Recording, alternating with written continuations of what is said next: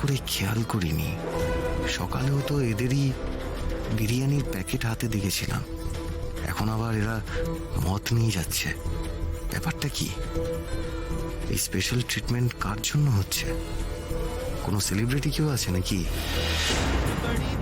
এরা যেদিকে গেল গানের আওয়াজটাও তো সেদিক থেকেই আসছে মনে হচ্ছে।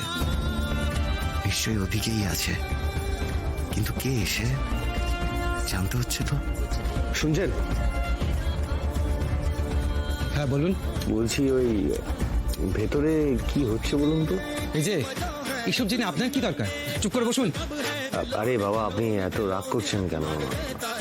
আসলে আমি সকালে ওই বিরিয়ানি নিয়ে যেতে দেখলাম, এখন একজন দেখলাম মদের বোতল নিয়ে ওই দিকটা গেলেন আর কি। তাই আবার জোরে জোরে গান বাজনা হচ্ছে।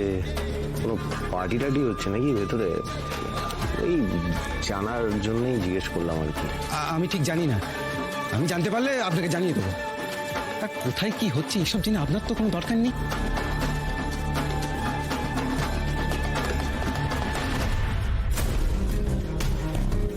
ব্যাপারটা ঠিক বুঝলাম না তো। জেলের ভেতরে কি হচ্ছে না হচ্ছে সেটা তো ওনার জানার কথা। উনি জানবেন না কেন? ওনাকে যখন প্রশ্নটা করলাম উনি কেমন হকচকিয়ে গেলেন। দেখে তো মনে হচ্ছে যে উনি পুরো ব্যাপারটাই জানেন, কিন্তু আমার কাছ থেকে করছেন। কিন্তু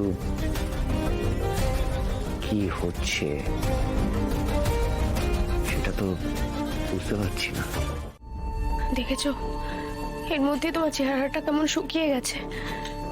তোমার এই হাল শুধুমাত্র আমার জন্য হয়েছে, বিশ্বাস করো। কেন এসব কথা বলছো আশি? একদম এসব কথা বলবে না। দেখো, সব সব ঠিক আছে।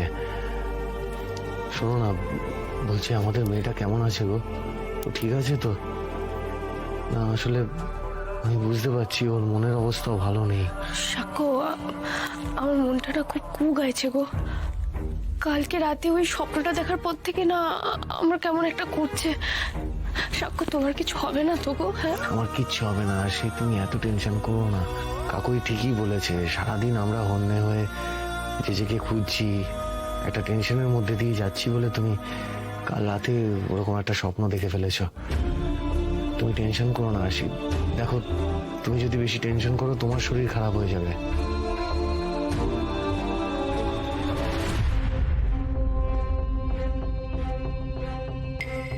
কি হলো সাক্ষ্য? মাথা ব্যথা করছে নাকি তোমার? হ্যাঁ, কি হয়েছে? এরকম করছো কেন? না আসলে ওই কাল রাত থেকে একটু জ্বর জ্বর লাগছিল। সে কি কি তুমি তুমি কাউকে কিছু জানিয়েছো এখানে? এতক্ষণ ধরে কথা বলছি, তুমি আমাকেও তো কিছু বললে না। তেমন কিছু না, তেমন কিছু না, সব ঠিক হয়ে যাবে। না না, আমার কিন্তু ব্যাপারটা একদম ঠিক লাগছে না। দাঁড়াও, আমি ওনাকে দাঁড়াও দাঁড়াও আসি, আমার কথা শোনো। এত উত্তেজিত হও না।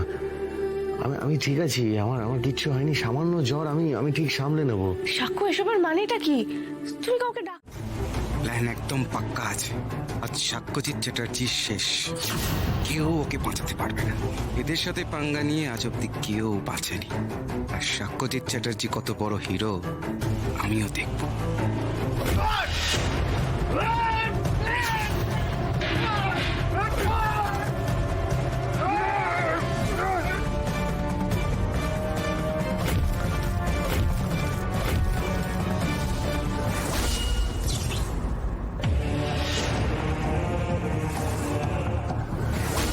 কি এরা কি আমাকে মেরে ফেলতে চায়?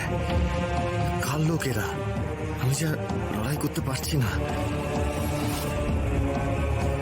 আমি কি তাহলে এখানেই এভাবেই শেষ হয়ে যাব? আশির সাথে কি আমার দেখা হবে না? মেয়েটাকে কি আর নিজের কাছে ফিরে পাবো না? আর বাড়ির কারোর সঙ্গে কখনো দেখা হবে না? জাসুসি করা হচ্ছে, সব বিষয় খুব কৌতূহল, তাই না? অনেক বেশি প্রশ্ন করে ফেলেছিস তুই, জানিস না? কয়েদি হয়ে বেশি প্রশ্ন করতে নেই, তোর সময় শেষ। বজরংবলী,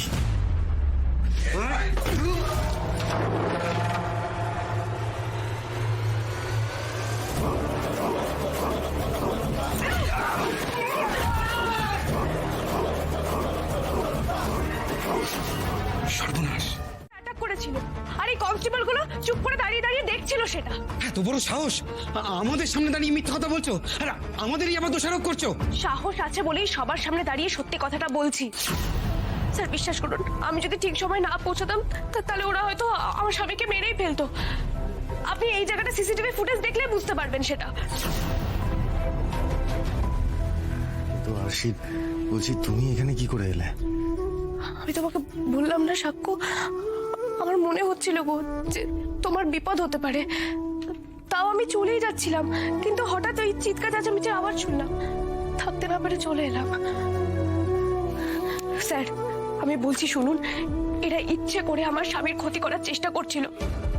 আপনি প্লিজ এই কনস্টেবলদের জিজ্ঞেস করুন ওরা কেন চুপ করে দাঁড়িয়েছিল। তাপস, কি ব্যাপার? Explain me.